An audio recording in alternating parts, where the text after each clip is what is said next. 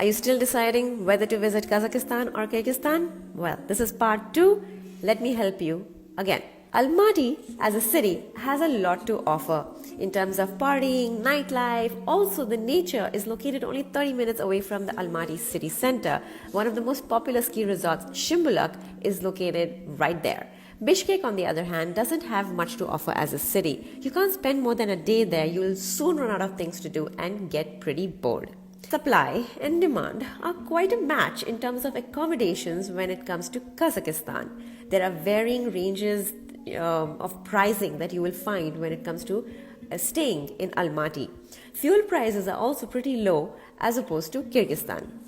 Once you step out of Bishkek, however, you either have an abundance of yurts, which are shared accommodations with shared bathrooms, or guest houses. Hotels are far and few in Kyrgyzstan, hence they are expensive.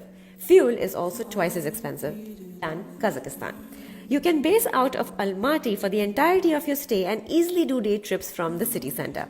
Everything is quite far in Kyrgyzstan, hence you cannot imagine basing yourself in one location and doing day trips to all these attractions. You have to hop around a lot.